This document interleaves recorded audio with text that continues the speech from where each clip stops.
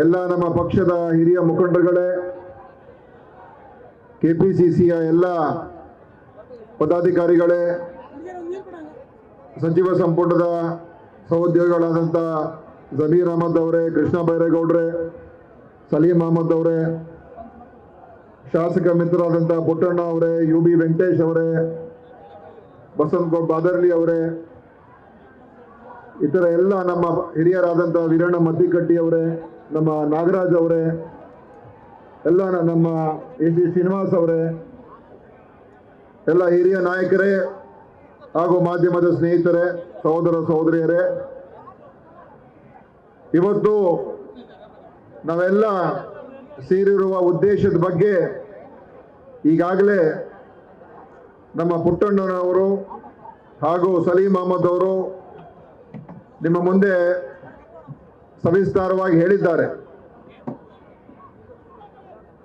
ರಾಜ್ಯದ ನಮ್ಮ ಚುನಾಯಿತ ಸರ್ಕಾರವನ್ನ ಅಸ್ಥಿರಗೊಳಿಸಬೇಕು, ಇದಕ್ಕೆ ಕೆಟ್ಟ ಹೆಸರು ತರಬೇಕು ಅಂತ ಒಂದೇ ಒಂದು ದುರುದ್ದೇಶ ಇಟ್ಕೊಂಡು ಇವತ್ತು ಕೇಂದ್ರ ಸರ್ಕಾರ, ಭಾರತೀಯ ಜನತಾ ಪಕ್ಷ, ಸಂಘ ಪರಿವಾರ, ಜನತಾದಳ ಇವರೆಲ್ಲ ಸೇರಿ ಈ ಷಡ್ಯಂತ್ರವನ್ನ ರೂಪಿಸಿದ್ದಾರೆ. ಯಾಕೆಂತ ಹೇಳಿದ್ರೆ ಜನರಿಂದ ಅಭೂತಪೂರ್ವವಾದಂಥ ಬೆಂಬಲದಿಂದ 136 ಶಾಸಕರು ಆಯ್ಕೆಯಾಗಿ ಸನ್ಮಾನ್ಯ ಸಿದ್ದರಾಮಯ್ಯನವರು ಈ ರಾಜ್ಯದ ಮುಖ್ಯಮಂತ್ರಿ ಆದರು. ಕೇಂದ್ರದಿಂದ ಆ ಚುನಾವಣೆಯಲ್ಲಿ ಕರ್ನಾಟಕದ ಬೀದಿ ಬೀದಿಗಳಲ್ಲಿ ತಿರುಗಾಡಿ ಬಿಜೆಪಿ ಪರ ಮತಯಾಚನೆ ಮಾಡಿದವರು ಯಾರಂತ ಹೇಳಿದ್ರೆ ನರೇಂದ್ರ ಮೋದಿ ಅವರು. ಬಹುಶಃ ಇಷ್ಟೊಂದು ವ್ಯಾಪಕವಾದಂಥ ಒಂದು ಪ್ರಚಾರ ಒಬ್ಬ ಪ್ರಧಾನಮಂತ್ರಿ ಬಂದು ಯಾವ ರಾಜ್ಯದಲ್ಲೂ ಕೂಡ ಮಾಡಿರಲಿಲ್ಲ. ಅಷ್ಟೊಂದು ಕರ್ನಾಟಕದಲ್ಲಿ ಬಂದು ಮೋದಿ ಅವರು, ಅಮಿತ್ ಶಾ ಅವರೆಲ್ಲ ತಿರುಗಾಡಿದ್ರು, ಓಡಾಡಿದ್ರು. ಆದರೆ ಅವರಿಗೆ ದೊಡ್ಡ ಮುಖಭಂಗ ಆಯಿತು. ಜನ ಎಲ್ಲೆಲ್ಲಿ ಮೋದಿಯವರು ಹೋಗಿದ್ದಾರೆ ಬಹುತೇಕ ಕಡೆ ಭಾರತೀಯ ಜನತಾ ಪಾರ್ಟಿ ಸೋಲನ್ನು ಅನುಭವಿಸ್ತಕ್ಕಂಥ ಒಂದು ಫಲಿತಾಂಶ ಬಂತು. ಒಂದು ಅವಮಾನ ಆಯಿತು. ಯಾಕೆಂದ್ರೆ ಒಬ್ಬ ಪ್ರಧಾನಮಂತ್ರಿ ಈ ರೀತಿಯಾಗಿ ಪ್ರಚಾರ ಮಾಡಿರ್ತಕ್ಕಂಥದ್ದು ನಾವು ಅಷ್ಟು ನೋಡೋದಿಲ್ಲ. ಅದ ನಂತರ ಒಳ್ಳೆಯ ಫಲಿತಾಂಶ ಬಂದು ಇವತ್ತು ಒಂದು ಸರ್ಕಾರ, ಜನಪರವಾದ ಸರ್ಕಾರವನ್ನು ನಾವು ಕೊಡ್ತಾ ಇದ್ದೀವಿ. ರಾಜ್ಯದ ಹಿತವನ್ನು ಕಾಪಾಡ್ತಕ್ಕಂಥ ಕೆಲಸ ನಾವು ಮಾಡ್ತಾ ಇದ್ದೀವಿ. ರಾಜ್ಯದ ಪರವಾಗಿರ್ತಕ್ಕಂಥ ವಿಷಯಗಳನ್ನ, ಯಾವ ಅನ್ಯಾಯ ಇವತ್ತು ಕರ್ನಾಟಕ ರಾಜ್ಯಕ್ಕೆ ಆಗ್ತಾ ಇದೆ ಕೇಂದ್ರದಿಂದ, ಅದರ ಬಗ್ಗೆ ನಾವು ಪ್ರಸ್ತಾಪ ಮಾಡ್ತಾ ಇದ್ದೀವಿ. ಕರ್ನಾಟಕಕ್ಕೆ ಆಗ್ತಾ ಇರುವಂತ ತೆರಿಗೆಯ ಅನ್ಯಾಯ, ಮೋಸ, ಕರ್ನಾಟಕಕ್ಕೆ ಆಗ್ತಾ ಇರತಕ್ಕಂಥ ಕೇಂದ್ರ ಸರ್ಕಾರದಿಂದ ಎಲ್ಲ ಯೋಜನೆಗಳಲ್ಲಿ ಆಗ್ತಾ ಇರತಕ್ಕಂಥ ಭೇದ ಭಾವ, ಅನ್ಯಾಯ, ಇದರ ವಿರುದ್ಧ ನಾವು ಹೋರಾಟವನ್ನು ಸನ್ಮಾನ್ಯ ಸಿದ್ದರಾಮಯ್ಯ ನೇತೃತ್ವದಲ್ಲಿ ಇಡೀ ದೇಶದಲ್ಲೇ ಗಮನ ಸೆಳೆಯುವಂತ ರೀತಿಯಲ್ಲಿ ನಾವು ನಮ್ಮ ಜವಾಬ್ದಾರಿಯನ್ನು ನಾವು ನಿರ್ವಹಣೆ ಮಾಡ್ತಾ ಇದ್ದೋ. ಇದು ಕೇಂದ್ರ ಸರ್ಕಾರ ವಿರುದ್ಧ ಅಂತ ಅಲ್ಲ, ಕರ್ನಾಟಕದ ರಾಜ್ಯದ ಜನರ ಪರವಾಗಿ ನಾವು ಮಾಡ್ತಾ ಇದ್ವಿ. ದೆಹಲಿಗೆ ಹೋಗಿ ನಾವು ಪ್ರತಿಭಟನೆ ಮಾಡಿದೋ. ಇಡೀ ಸಚಿವ ಸಂಪುಟನೇ ಹೋಗಿತ್ತು. ನಮಗೆ ಕೊಡಬೇಕಾಗಿರೋ ತೆರಿಗೆಯಲ್ಲಿ ಯಾವ ದೊಡ್ಡ ಪ್ರಮಾಣದಲ್ಲಿ ತಾವು ನಮಗೆ ದ್ರೋಹ ಬಗೆತಾ ಇದ್ದೀರಾ? ಕರ್ನಾಟಕ ಇಡೀ ದೇಶದ ಸರ್ಕಾರಕ್ಕೆ ಕೊಡ್ತಾ ಇರುವಂತ ಕೊಡುಗೆ ಏನು, ನಮಗೆ ಸಿಗ್ತಾ ಇರುವಂತದ್ದು ಏನು? ನಾವು 1 ರೂಪಾಯಿ ಕೊಟ್ರೆ ಕೇವಲ 13 ಪೈಸೆ ನಮ್ಗೆ ವಾಪಸ್ ಕೊಡ್ತಾ ಇದ್ದೀರಾ? ಇದು ಸರಿಯಿಲ್ಲ ಅಂತ ಹೇಳ್ತಕ್ಕಂಥ ಒಂದು ಮಾತನ್ನ ನಾವು ದೆಹಲಿಗೆ ಹೋಗಿ ನಾವು ಪ್ರತಿಭಟನೆ ಮಾಡಿದ್ವು. ಅದೇ ರೀತಿಯಾಗಿ ರೈತರ ಮಳೆಯ ಒಂದು ಪ್ರವಾಹದಿಂದ, ಕ್ಷಮಿಸಬೇಕು, ಬರಗಾಲದಿಂದ ಆದಂತ ತೊಂದರೆ ಕರ್ನಾಟಕಕ್ಕೆ, ಆ ಬರಗಾಲ ಬಂದಾದಂತ ಸಂದರ್ಭದಲ್ಲಿ ನಮಗೆ ನೀವು ಪರಿಹಾರ ಕೊಡಬೇಕು, ನ್ಯಾಯಯುತವಾದಂಥ ಪರಿಹಾರ ಕೊಡಬೇಕು ಅಂತ ಎಷ್ಟು ಬಾರಿ ಕೇಳ್ಕೊಂಡ್ರು ಕೂಡ ಮುಖ್ಯಮಂತ್ರಿಗಳು, ನಮ್ಮ ಕಂದಾಯ ಸಚಿವರು ಇಲ್ಲೇ ಇದ್ದಾರೆ, ಕೃಷ್ಣ ಬೈರೇಗೌಡರು, ಸ್ವಾಮಿ ಅವರು ಕೇಂದ್ರಕ್ಕೆ ಹೋಗಿ ಪದೇ ಪದೇ ಕೇಳಿದ್ರು. ನಾವು ಕೊಟ್ಬಿಡ್ತೀವಿ ಅಂತ ಅಮಿತ್ ಶಾ ಅವರು ಹೇಳ್ತಾ ಇದ್ರು. ಕೊಡ್ಲೇ ಇಲ್ಲ. ಅಂತಿಮವಾಗಿ ಸಚಿವ ಸಂಪುಟದಲ್ಲಿ ಚರ್ಚೆ ಆಗಿ ನಾವಿದನ್ನ ಕಾನೂನಾತ್ಮಕವಾಗಿ ಹೋರಾಟವನ್ನ ಮಾಡಬೇಕು ಅಂತ ಹೇಳಿ ಕರ್ನಾಟಕ ರಾಜ್ಯ ಸುಪ್ರೀಂ ಕೋರ್ಟ್ನಲ್ಲಿ ದಾವೆ ಹಾಕಿ ಕರ್ನಾಟಕಕ್ಕೆ ಬರಬೇಕಾಗಿರುವಂತ ಪರಿಹಾರವನ್ನ ನಾವು ಕೇಂದ್ರ ಸರ್ಕಾರದಿಂದ ಕಿತ್ಕೊಳ್ಳುವಂತ ಕೆಲಸ ಮಾಡಿದು. ಬಹುಶಃ ಇತಿಹಾಸದಲ್ಲೇನೆ ಈ ರೀತಿಯಾದಂತ ಕೇಂದ್ರ ಸರ್ಕಾರಕ್ಕೆ ಕೋರ್ಟ್ ಮುಖಾಂತರ ನಮಗೆ ಬರಬೇಕಾಗಿರುವಂತ ನ್ಯಾಯಯುತವಾದಂತ ಹಣವನ್ನ ಕಿತ್ಕೊಳ್ತಕ್ಕಂಥ ಕೆಲಸ ಯಾವ್ದಾದ್ರು ಒಂದು ಸರ್ಕಾರ ಮಾಡಿದ್ರೆ ಅದು ನಮ್ಮ ಸಿದ್ದರಾಮಯ್ಯ ನೇತೃತ್ವದ ಕರ್ನಾಟಕದ ಕಾಂಗ್ರೆಸ್ ಸರ್ಕಾರ ಅಂತ ಇವತ್ತು ನಾನು ಹೆಮ್ಮೆಯಿಂದ ಹೇಳಕ್ ಬಯಸ್ತಾ ಇದ್ದೇನೆ. ಇದು ಸುಲಭವಾದಂತ ಒಂದು ತೀರ್ಮಾನ ಅಲ್ಲ. ದೊಡ್ಡ ಅವರಿಗೆ ಅವಮಾನ ಆಯ್ತು. ಆದ್ರೆ ನಾವು ರಾಜ್ಯದ ಜನರ ಪರವಾಗಿ ನಾವು ಹೋರಾಟ ಮಾಡ್ತಾ ಇದ್ದೋ. ಇದನ್ನೆಲ್ಲ ನೋಡಿ ಅವರಿಗೆ ಸಹಿಸಕ್ಕಾಗ್ಲಿಲ್ಲ. ಏನಪ್ಪ ಇವರು ಇಷ್ಟೊಂದು ನಮ್ಮನ್ನ ಸೆಟು ಹೊಡೆದು ಇವ್ರು ನಿಲ್ತಾ ಇದ್ದಾರೆ, ಇವರಿಗೆ ಕೆಟ್ಟ ಹೆಸರು ತರಲೇಬೇಕು ಅಂತ ಸಿದ್ದರಾಮಯ್ಯ ಅವರ ವರ್ಚಸ್ಸನ್ನ ನಾವು ಕುಗ್ಗಿಸ್ಬೇಕು. ಸಿದ್ದರಾಮಯ್ಯ ಅವರ ಒಂದು ಏನು ದಶಕಗಳ ಕಾಲ ಇರುವಂತ ರಾಜಕಾರಣದ ಒಂದು ಒಳ್ಳೆಯ ಹೆಸರನ್ನ ಅವ್ರು ಪಡೆದಿದ್ದಾರೆ. ಒಬ್ಬ ನಿಷ್ಕಳಂಕ ರಾಜಕಾರಣಿ ಅಂತ ಹೆಸರು ಪಡೆದಿದ್ದಾರೆ. ಅದರಲ್ಲೂ ಕೂಡ ಸಾಮಾನ್ಯ ಜನರ, ಬಡ ಜನರ, ಶೋಷಿತ ವರ್ಗ, ಹಿಂದುಳಿದ ವರ್ಗ, ಅಲ್ಪಸಂಖ್ಯಾತರು, ರೈತರು, ಮಹಿಳೆಯರು, ಬಡ ಜನರ ಪರವಾಗಿ ಗಟ್ಟಿಯಾದಂತ ಧ್ವನಿ ಈ ದೇಶದಲ್ಲಿ ಯಾರಾದ್ರೂ ಇದ್ರೆ ಅದು ನಮ್ಮ ಮುಖ್ಯಮಂತ್ರಿ ಆದಂತ ಸನ್ಮಾನ್ಯ ಸಿದ್ದರಾಮಯ್ಯ ಅಂತ ಇವತ್ತು ನಾವು ಹೆಮ್ಮೆಯಿಂದ ಹೇಳ್ಕೋಬಹುದು. ಆ ನಾಯಕತ್ವ, ಆ ಧ್ವನಿ ಅದು ಗಟ್ಟಿಯಾದ ಧ್ವನಿ, ಅದು ಯಾರಿಗೂ ಹೆದರುವಂತ ಧ್ವನಿ ಅಲ್ಲ.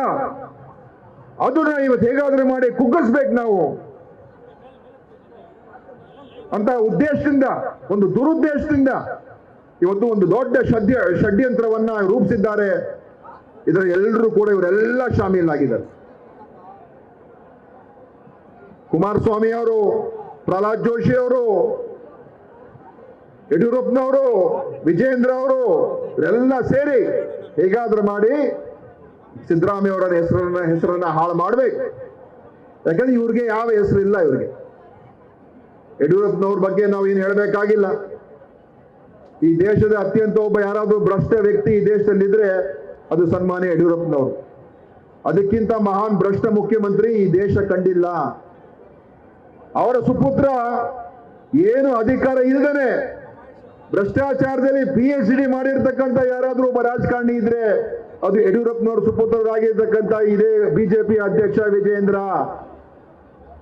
ಭ್ರಷ್ಟಾಚಾರದಲ್ಲಿ ಮುಳುಗಿರ್ತಕ್ಕಂಥ ವ್ಯಕ್ತಿಗಳು ಇವರು. ಯಾವ ಮಾನ ಮರ್ಯಾದೆ ಇಲ್ಲದೆ ಇರುವಂತ ವ್ಯಕ್ತಿಗಳು ಇವರು. ಮತ್ತು ಕುಮಾರಸ್ವಾಮಿ ಅವರನ್ನು ನೋಡಿದ್ದೇವೆ. ಇವತ್ತು ಪೇಪರ್ ಅಲ್ಲಿ ನೋಡಿದೆ, ಬ್ಲಾಕ್ ಮೇಲ್ ಮಾಡ್ತಾ ಇದೀವಿ ಅಂತ ಅವ್ರು ಹೇಳಿದ್ದಾರೆ. ಈ ಬ್ಲಾಕ್ ಮೇಲ್ ಮಾಡುವಂತ ಯಾರಾದ್ರೂ ನೈಪುಣ್ಯತೆ ಪಡೆದಿರತಕ್ಕಂಥ ವ್ಯಕ್ತಿ ರಾಜ್ಯದಲ್ಲಿ ಇದ್ರೆ ಅದು HD ಕುಮಾರಸ್ವಾಮಿ ಅವರು. ಅವ್ರ ಬ್ಲಾಕ್ ಮೇಲೇ ಅವರ ರಾಜಕಾರಣ. ಈ ವ್ಯಕ್ತಿಗಳು ಸೇರ್ಕೊಂಡು ಎಲ್ಲ ದುಷ್ಟ ಕೂಟ, ಇದು ಒಂದು ಕಳ್ಳರ, ಕೆಟ್ಟ ಜನರ ಕೂಟ ಸೇರ್ಕೊಂಡು ಅಮಿತ್ ಶಾ ಮೋದಿ ಅವ್ರ ಜೊತೆ ಮಾತನಾಡಿಕೊಂಡು ಈ ಕಾನ್ಸ್ಪಿರೆನ್ಸಿಯನ್ನ ರೂಪಿಸಿ ಅದರಲ್ಲಿ ಇವತ್ತು ದುರಾದೃಷ್ಟ, ಒಂದು ಸಂವಿಧಾನ ಹುದ್ದೆಯಾಗಿರುವಂತ ರಾಜಭವನ ರಾಜ್ಯಪಾಲ ಅವರನ್ನು ಕೂಡ ಸೇರಿಸಿಕೊಂಡು ಇವತ್ತು ಈ ಒಂದು ಕ್ರಮವನ್ನು ತೆಗೆದುಕೊಂಡಿದ್ದಾರೆ. ಇದು ಸಂವಿಧಾನ ಬಾಹಿರ, ಕಾನೂನು ಬಾಹಿರ ಮತ್ತು ಯಾವ ಮೌಲ್ಯಗಳು ಇಲ್ಲದೆ ಇರತಕ್ಕಂತ ಒಂದು ಕೀಳ ಮಟ್ಟದ ರಾಜಕಾರಣ ಇವತ್ತು ಯಾರು ಮಾಡ್ತಾ ಇದ್ದಾರೆ ಅಂತ ಹೇಳಿದ್ರೆ ಇದೇ ಈ ದುಷ್ಟಕೂಟ, ಇದೇ ಭಾರತೀಯ ಜನತಾ ಪಾರ್ಟಿ, ಇದೇ ಸಂಘ ಪರಿವಾರ. ಯಾವ ನೈತಿಕತೆ ಇದೆ ಅವರಿಗೆ? ನಾನು ಹೇಳ್ತೇನೆ, ಸಿದ್ದರಾಮಯ್ಯನವರು ನಾನಲ್ಲ, ಎಲ್ರಿಗೂ ಕೂಡ ಗೊತ್ತಿದೆ, ಬಿಜೆಪಿಗೂ ಕೂಡ ಗೊತ್ತಿದೆ, JDS ಅವರು ಕೂಡ ಗೊತ್ತಿದೆ, ಮಾಧ್ಯಮ ಮಿತ್ರರು ಕೂಡ ಗೊತ್ತಿದೆ, ನಮಗ್ ಗೊತ್ತಿದೆ, ನಿಮಗ್ ಗೊತ್ತಿದೆ, ಇಡೀ ದೇಶಕ್ಕೆ ಗೊತ್ತಿದೆ. ಈ ಒಂದು ಮೂಢ ಪ್ರಕರಣದಲ್ಲಿ ಸಿದ್ದರಾಮಯ್ಯ ಅವ್ರದ್ದು 0.0000001% ಕೂಡ ತಪ್ಪು ಮಾಡಿಲ್ಲ. ಅವರು ಯಾವ ತಪ್ಪನ್ನು ಕೂಡ ನಮ್ಮ ಮುಖ್ಯಮಂತ್ರಿ ಮಾಡಿಲ್ಲ. ಆದ್ರೆ ಇವರೇ ಒಂದು ಕಾಲ್ಪನಿಕ ಆರೋಪ ಮಾಡಿಕೊಂಡು ತಪ್ಪು ಮಾಡಿದ್ರೆ ಅಂತ ಇವರೇ ಹೇಳ್ಕೊಂಡು ಇವರೇ ಒಂದು ಪಿಟಿಷನ್ ಕೊಟ್ಬಿಟ್ಟು ಯಾವ ಎನ್ಕ್ವೈರಿ ಇಲ್ಲ, ಯಾವ ಪುರಾವೆ ಇಲ್ಲ, ಯಾವ ದಾಖಲೆ ಇಲ್ಲ, ಸಿದ್ದರಾಮಯ್ಯ ಅವರು ಎಲ್ಲಿ, ಅವರ ನಿರ್ಣಯ ಏನು, ಅವರ ಪಾಲುಗಾರಿಕೆ ಏನು ಅಂತ ಎಲ್ಲೂ ಕೂಡ ಏನೂ ಇಲ್ಲ. ಆಶ್ಚರ್ಯ ಆಗುತ್ತೆ ನಮ್ಗೆ. ಸುಮ್ಮನೆ ಇವರೇ ಕಾಲ್ಪನಿಕ ತಪ್ಪು ಮಾಡಿದ್ದಾರೆ, ಮೋಸ ಮಾಡ್ಬಿಟ್ಟಿದ್ದಾರೆ, ದ್ರೋಹ ಮಾಡ್ಬಿಟ್ಟಿದ್ದಾರೆ, ಭ್ರಷ್ಟಾಚಾರ ಮಾಡ್ಬಿಟ್ಟಿದ್ದಾರೆ. ಯಾವ ಒಂದು ಡಾಕ್ಯುಮೆಂಟ್ ಇಲ್ಲ. ಸುಮ್ಮನೆ ಯಾವ್ದಾದ್ರು ರೆವಿನ್ಯೂ ರೆಕಾರ್ಡ್ಸ್ ತೋರಿಸೋದು, ಸೇಲ್ ಟಿಟ್, ಅವೆಲ್ಲ ಕಾನೂನು ಪ್ರಕಾರ ಆಗಿರುವಂತದ್ದೇ. ಯಾವುದು ಕೂಡ ಕಾನೂನು ಬಾಹಿರ ಅಂತ ಎಲ್ಲಾದ್ರೂ ಒಂದಾದ್ರೂ ತೋರಿಸ್ಲಿ ಅವರು. ಇದು ಕಾನೂನು ಬಾಹಿರ. ಸುಮ್ಮನೆ ಇದೇ ಕಾಲ್ಪನಿಕ ಆರೋಪ ಮಾಡಿಕೊಂಡು ಅದನ್ನ ರಾಜ್ಯಪಾಲರಿಗೆ ಕಳಿಸಿ, ರಾಜ್ಯಪಾಲರು ಶೋಕಾಸ್ ನೋಟಿಸ್ ಕೊಟ್ಟು, ಆ ಶೋಕಾಸ್ ನೋಟಿಸ್ ಮುಖಾಂತರ ಒಂದು ಕೆಟ್ಟ ವಾತಾವರಣವನ್ನ ಈ ರಾಜ್ಯದಲ್ಲಿ ನಿರ್ಮಾಣ ಮಾಡಿರ್ತಕ್ಕಂಥವ್ರು ಯಾರು ಅಂತ ಹೇಳಿದ್ರೆ, ಇದೇ ನಮ್ಮ ಘನತೆ ಇಲ್ಲದೆ ಇರುವಂತ ಒಬ್ಬ ರಾಜ್ಯಪಾಲ. ನಾವು ಘನತೆವೆತ್ತ ರಾಜ್ಯಪಾಲರಂತ ಕರಿತೀವಿ, ಅದು ಇವರಿಗೆ ನಾವು ಘನತೆ ಇಲ್ಲದೆ ಇರುವಂತ ಒಬ್ಬ ರಾಜ್ಯಪಾಲ. ಯಾಕಂದ್ರೆ ಈ ಕಾನ್ಸ್ಪಿರಸಿಗೆ ಅವರು ಶಾಮೀಲಾಗಿದ್ದಾರೆ. ಅವ್ರ ಮುಂದೆ ಬೇಕಾದಷ್ಟು ಬೇರೆ ಬೇರೆ ಇದೆಲ್ಲ ಇನ್ನು ಮುಂದೆ ಜನ ಮಾತನಾಡ್ತಾರೆ.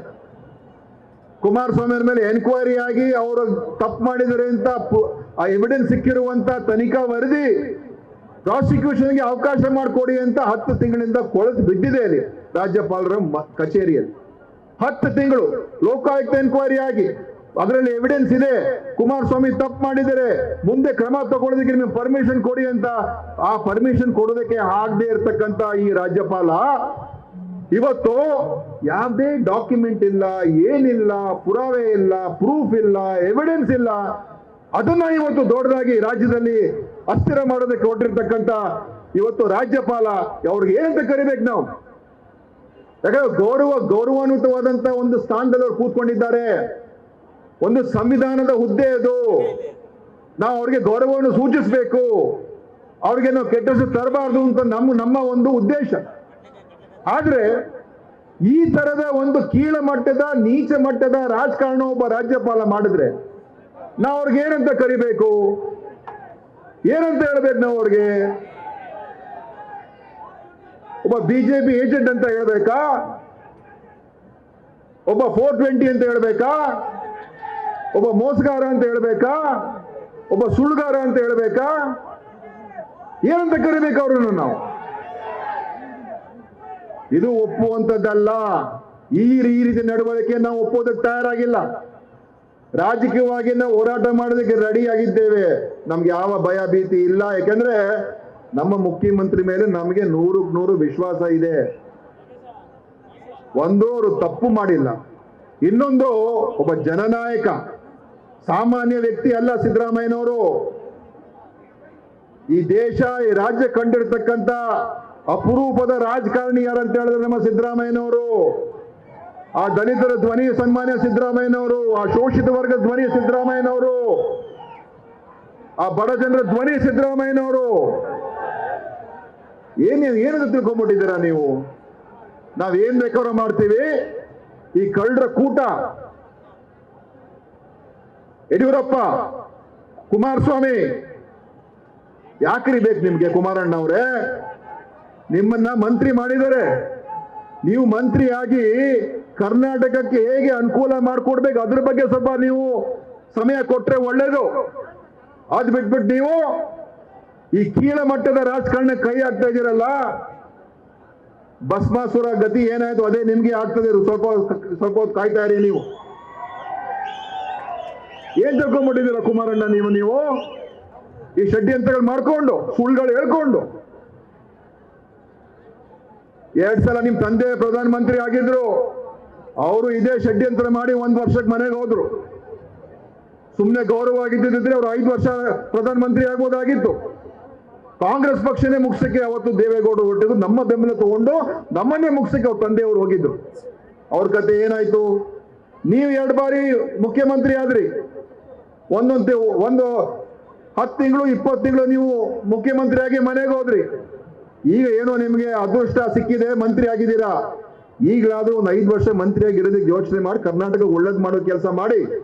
ಇಲ್ಲದೆ ಹೋದ್ರೆ ಈ ತರದ ಕೀಳ ಮಟ್ಟದ ಷಡ್ಯಂತ್ರಗಳನ್ನು ರಾಜಕಾರಣ ಮಾಡ್ಕೊಂಡಿದ್ರೆ ಜನ ನಿಮ್ಮನ್ನ ಕ್ಯಾಕರಿಸಿ ಉಗಿತಾರೆ. ಸಾಕಾಗಿದೆ ನಿಮ್ಮ ಈ ನಾಟಕಗಳು. ಜನರು ಒಳ್ಳೇದು ಮಾಡಿ ನೀವು.